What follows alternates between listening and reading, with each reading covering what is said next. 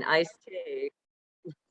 And now the actual podcast begins. Yes. Thank you and welcome to everybody to You, Me, and Iced Tea, a podcast proudly produced by Mr. B and Free Talk with Mr. B. Hello, Do you hello. want to introduce yourself, Mr. B? Yes, I am Mr. B. I am sitting here with Dedra, and Dedra Stevens is an amazing person. We've been together for a while podcasting, and it's such an honor to be on her podcast, You, Me, and Iced Tea. I'm not sure if I'm the iced tea or one of the other guys. We'll find out very quickly. I had planned on having a glass of iced tea here today, but I got too busy. I was too late. Right? 2 out of 3. I think Rodney's got some. For sure. Always do. No, so we're just excited to be here, and we are looking forward to where we all start meeting each other today and talking about who we are, what we do. And I'll start off because I am Mr. B, the host of Free Talk with Mr. B. And before becoming a host of Free Talk, I used to be in the energy industry. So I called myself an environmentalist, although I worked for an oil company. And I felt even more so after I retired, I'm more of an environmentalist now because I want the earth to be clean, and I'm happy to have it and to have it for us and our children and grandchildren. I do have 2 sons and 2 grandsons. And I think because we put these things online, it's like, you remember the days when we used to put capsules and put it in the ground? Well, I think the internet is like a capsule, so our great-grands and others will be able to come back to this and find it. And I did the same thing when I was putting the book together, The Art of Giving Back. And The Art of Giving Back was, again, putting kind of a history about what I have done in my life in a capsule form, so my kids and grandkids will have something to show to great-grandkids. So it's exciting. It's great to be a writer, is it not?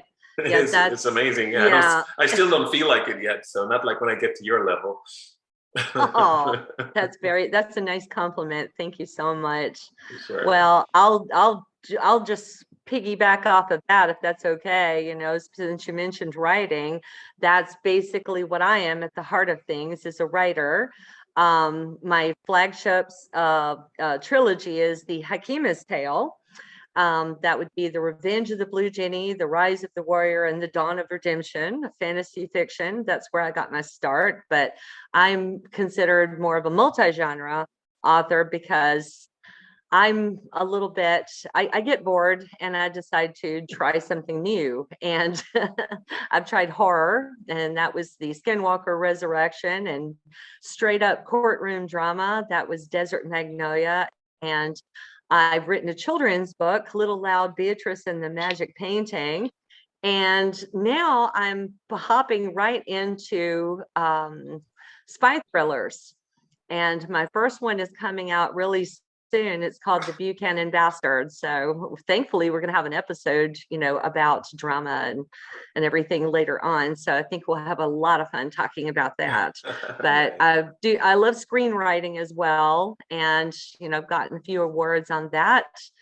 I've had only two actual movies made, from what I've written. Hopefully more will follow, later on. But yeah, no, it's just, life's a picnic, it is what you make of it, when you follow your passion. So, but right. Richard knows all about that. So maybe we'll turn it over to you to introduce yourself. Thanks, Dedra. I'm Richard Dee. It's not my real name, but that's the name I write under. I'm here in Brixham in South Devon in England. I used to be at sea. I spent 40 years working on ships in one form or another. And when I retired, I had a dream, and it was a dream about a man doing what I used to do, except that instead of doing it on a ship on the ocean, he was doing it on a ship in space. Nice. I wrote the dream down because it kept happening every night. I kept getting the same dream. So I wrote it down, and when I wrote it down, more dreams appeared, until in the end I realized that they made a story and I had a book. And that was just over 9 years ago now. And the dreams keep coming and the books keep coming. I've now published 23 different titles, Whoa. novels Wow. and short stories, So mainly science cool. fiction, but I also write steampunk, which is a Victoriana sort of based genre, and I write some crime novels with a female amateur detective. I've tried fantasy fiction, and basically I just write whatever comes into my head, so I have no control over it. I see a picture in my mind and write it all down. And that's how I spend my days now when I'm not out walking along the cliffs or cooking something. Nice, nice. And I love it. That's and fantastic. what part of the world are you, RW? I'm in North Carolina in the US. Okay, right up the street from me, Yeah. about a couple hours flying. Yeah. Tell us a little bit about you. Well, I have not really figured out what I'm going to be when I grow up. So, I've spent a lot of time in the U.S. Navy, in the military. Spent some time in law enforcement. I was a marine biologist, and that's actually where I actually started writing. I was writing academic texts and papers and things like that as an ichthyologist, one who studies fish. Along the way, I had taught myself to be a game developer, video games. And at some point in the late 90s, I was offered an opportunity to work full-time in games. And it paid a whole lot more than being a biologist. So I relocated from the Alabama Gulf Coast to North Carolina and have been here since. And for about the last 30 years, I've been working in video games as a writer, producer, and currently I'm a senior producer at a large international game company. I've got about 65 game credits to my name. And over the past few years, I've been doing a lot of ghostwriting for other game companies, a little bit for film. I did some writing for a interactive Netflix series. But other than that, I'm still trying to figure out things. I partnered up with Dedra a few years back, and we started Blue Genie Media. I've been primarily doing graphic design and all the book layouts for her, doing the websites, doing a lot of the marketing. And one day I'll find some time to write a few books on my own. Right? Because I'm like you, I never thought Rodney has actually been responsible for the gorgeous. Sorry, am I having is it me having a low internet connection, or is it someone else? Oh no, you're quite normal. Oh, am I? Okay, good. I'm seeing freezed faces sometimes, so I just wanted to make sure it's not me. But no, I was just saying my books look as nice as they do, all because of Rodney, actually, because he's the one who does the layouts and design and make sure that they look super professional. So I've got a lot to thank him for, actually. He's pretty awesome, actually. Yeah. And so this is always a nice good to have someone like that in your corner. Yeah, and this is a nice opportunity because many out there may have some talent and they may or may not know what goes into it. So we get to tell them some of the things that we can tell them, because some things are what I think are a trade secret. I don't get online and tell people how to boil oil. I've been doing that for many years, and I'm sure Richard doesn't tell everyone about every detail of a ship.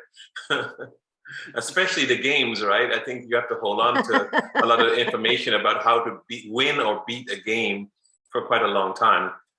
So we don't tell all, but I think there is enough that we can tell in the podcast to help people who want to get into industry, who want to write a book, who is having dreams, or who think that they're such an amazing gamer that they can get involved without giving away all the secrets. What do you think?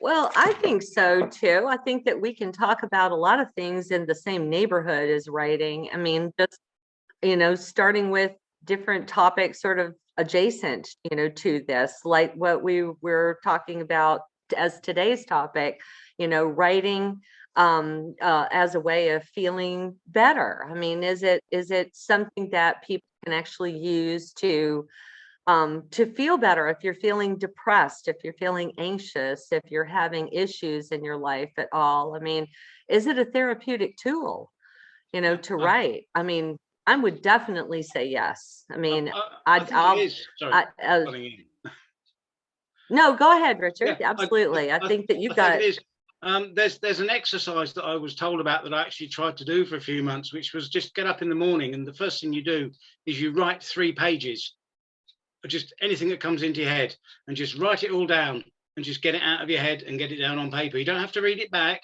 It doesn't have to be legible. You don't have to give it to anyone to mark, but just the simple act of doing it clears your head for the day, and it gets rid of all those things. And sometimes I have read it back, and it's quite surprising what I've come up with, but it's not necessarily for everyone to see. But I think it can help you just to get things out of your mind and just let it all flow and get it down on paper. And I think writing in general can be a very therapeutic I love thing. that. Yeah. Right. I love that. I mean, I really like that. I mean, have you thought of some of your books by doing that? Have you had some of your visions for novels that you've come up with just through your use of this exercise? I don't know. I don't think there's been anything there that I've actually used, but I think just the act of actually writing helps you to write. So if you write, then you can write some more. But if you don't write anything, certainly there've been times when I've got blocked, and the trouble is, if you let that go on for too long, it becomes more permanent, and you find it harder to start again. So if I feel like I'm getting a bit blocked, I'll just start writing random stuff just to get the mind flowing again. And once you get back into the flow, you can then revert to the ideas. Right. And people have perception about what a writer looks like. People have a lot of perception of what a gamer looks like. Well, I like the picture with the hat on. But RW, what do we? Because you were talking about eliciting or encouraging us to be emotional and our emotional well-being. What's your perception on feeling good, or keeping the subject in the theme, feeling good about gaming, and how does gaming make you feel good, let's say? Well, I think one of the big things about video games, and what really addicts people to video games, I should say, is the immersiveness. A lot of gamers that I know, especially professional gamers, and that is an actual profession these days with streaming technology and things like that. People play games all day and they get paid for it. A lot of these people actually became gamers for, either some event in their life, they were just looking for an outlet and they just started playing video games. And it just kind of became a way of life for them. Immersiveness is probably the thing that keeps me interested in video games. A lot of times when I sit down and I play a video game, or I'm actually sitting down designing or writing for a video game, I put myself into that world, that universe, almost 100% of the time. And that's all I think about. All the interactions that take place, are, sometimes almost realistic. You get so immersed in it, you don't really know what's going on around you, especially when you put on headphones like this. The rest of the world just kind of goes away, and you're in that audioscape, that 3D world, especially when you're using like a big 50-inch monitor like I have on my desk. That's all you see. And it is cathartic when you're playing, and it actually pulls you into a world, and then after a couple hours you're ready to get out of that world and go back to real life. So the impact on your emotional well-being, I mean, does it give you like a what do you call withdrawals? You know, because if something is making you, if something is like a drug, you feel like, oh gosh, I don't want to get back into the real world. Or you're in the real world and says, well, I can't wait to get back into my game world.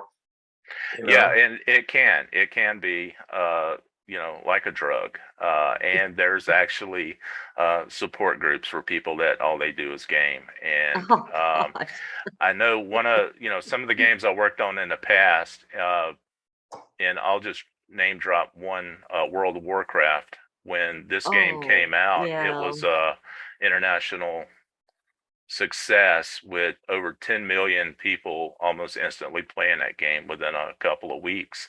And I know people that actually flunked out of college because that's all they did was play that game all day and just ignored life. Now the inverse of that too, though, is for people who need some emotional well-being and probably need to go play a game. They do, and there are a lot of therapeutic treatments where games are, you know, part of that. I have a daughter that's an occupational therapist, and she works with like stroke victims and people like that. And I do know other occupational therapists that have adopted video games as ways to reteach people motor skills and coordination and things like that. So yeah, because I remember I'm 60 right now. Good points. Dedra? I said they can have their good points. Yeah, they can. You know, I'm 60 right now. I remember black and white TV and maybe some boxing on there. And I would watch my grandmother, you know, making some motions. So maybe your grandmother. Oh, she liked her boxing. Tough lady. And also, do you remember when TV used to go off the air at midnight? Yes, I remember that.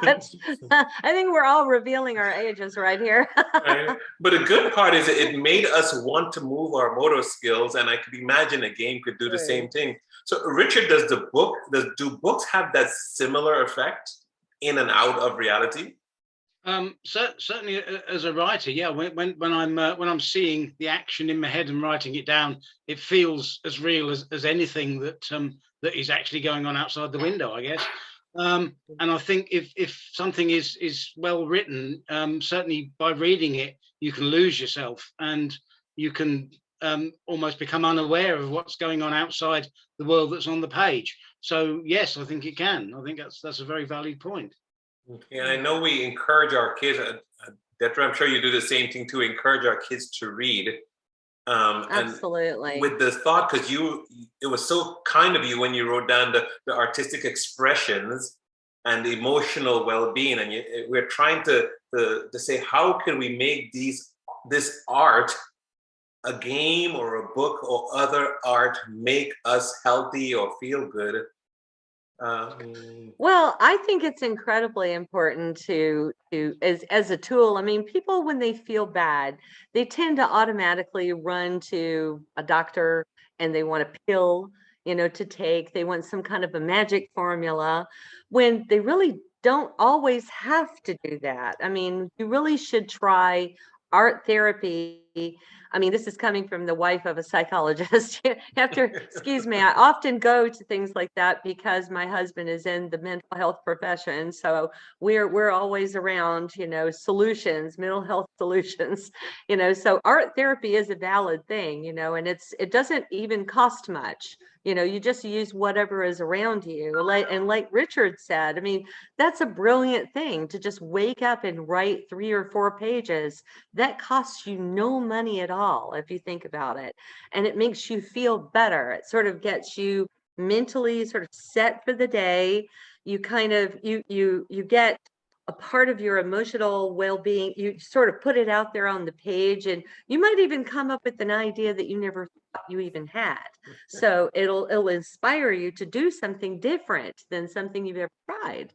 So, I mean, I have an autistic son, and, you know, he paints pictures and he has trouble talking, you know, like we're doing now. So when he paints, I do feel that he's expressing something, you know, in his pictures. It is an outlet.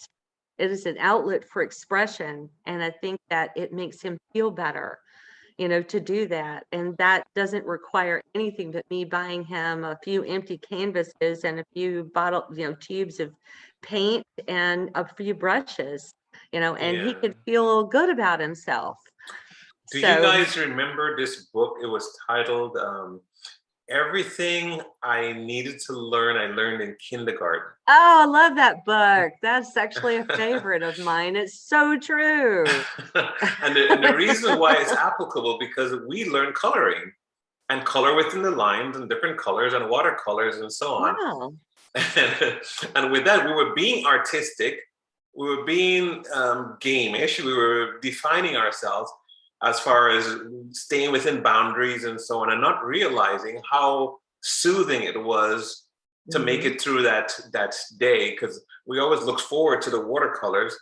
And when our parents have us at home or there was no school, for some reason, they always bought watercolors or coloring books.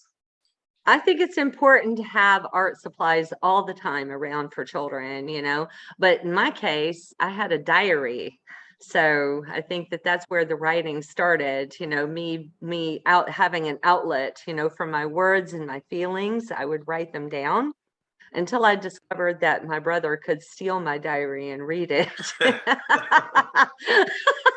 So I started keeping it a little bit more under lock and key, and thank God, laptops were invented, and now even you can find, I think writers are, I don't think that there's even one of us that don't combine people that we know in our writing, experiences that we've had. You can look at characters. Richard's nodding his head. Yes, he knows what I'm talking about. I mean, even if somebody has upset you, you can make them a villain in your novels. You can express that and sort of process it in that way. You know what I mean? And it sort of helps you come to closure about some things that you might actually need. So as we start to wrap up this episode, and we look forward to many more, I want to ask RW, I hope I'm saying it right. You may not have known at the time that you liked gaming, but do you remember years ago the first game you ever played? Whether it was an Atari or any kind of device? When I was a youngster, I was very athletic. I played a lot of sports. I was very much into baseball. And the very first computer game I ever played was a baseball game.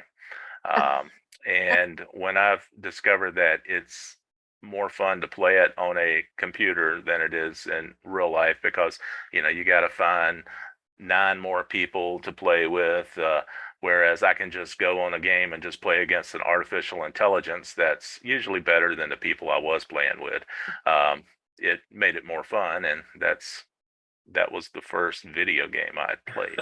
Okay. And it was history in the making. Right. You probably at that time did not even know you were going to even come close to being a developer. No. No, I never did. I'd wanted to be a marine biologist. That's what I wanted to be. At least you got to do it. And Richard, before you start putting rivets on a ship or designing it or building it or whatever, right? Your first, this is giving a little secret about you, your first writing in kindergarten that you probably were happy about or ashamed of. I never enjoyed writing at all when I was younger.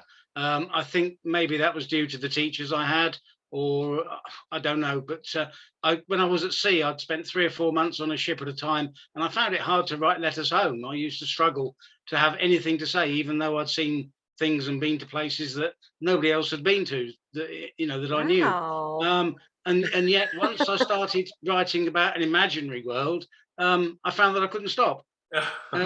Which is really strange. I can't explain it. I don't know where it's coming from. I have no idea at all. But I'm glad that it is, because it gives me somewhere to go and some other people to be friendly with. Yeah. Now, the island of my birth, they were under the British system, and we always had to do penmanship. And they forced us to write something, and I can't remember what I wrote, but this is my one and only book. I'm not sure if I'll ever do another at my age. And because I'm never focusing say on, never. I know, right? Yeah. but I didn't know I was going to be podcasting either, and I'm enjoying the living daylights out of that, and so it's working out for me, and I look forward to it. But I was on stage in high school doing some performance, so I knew I liked art, and I took a lot of dancing classes. So I guess the little girl in me was just right up there, ready to do stuff until the boy came up. So I'm still no. Well, but it's still your artistic, I am side very, very coming artistic. out. Exactly. It's very, very Yeah. art. I love my art, and that's another thing, interesting point, and we'll probably end up talking about this in other podcasts. Is how I viewed my children. One wanted to be in the energy industry like me, he is, and the other one, I gave him up to the art gods, because he had in the book also, he had a piano and a guitar in his hand. As soon as he learned how to read, he was reading and writing the music and everything too. So that's my youngest. And so we'll end up talking about those kind of things too, about how we view the general public, our community, our children, and how we see art differently. And so I look forward to that. And so Dedra, you're bringing out the best in us, because you're causing us to talk about. That was the plan all along. Yeah, I mean, I didn't know I was going to enjoy it so much. I hope you guys enjoyed it as well, and look forward to coming on. She laid out quite a detailed list of things we're going to go over the next 20 weeks. And today was just that, just looking at the art and artistic expressions and how it impacts us emotionally and how it adds to our emotional health. If we missed anything, we'll get some feedback from our listeners and we'll add it back in next week. But next week, whether we're writing a script or a storyline for a game or writing for a book, all of us get to talk about what makes a great writer. And at any time, if we need to bring on an additional person that validates what we're saying, we can bring on guests as Dedra coordinates that. So I mean, I want to thank everyone for being on. What do you think, Mrs. ICED? Oh, well, I think it's just been a wonderful experience. I couldn't have asked for a better premiere episode. I want to thank all of you, my co-hosts. You guys are awesome. I think, and just knew that with our diverse backgrounds, we could have an active, fun discussion. So thank you very much for being here. I look forward, and I'd like you to hold on, because I'm going to go ahead and close out Facebook and this episode. And I really appreciate everyone for being on, and look forward to us being on again next week around this time. Sure. Thank you.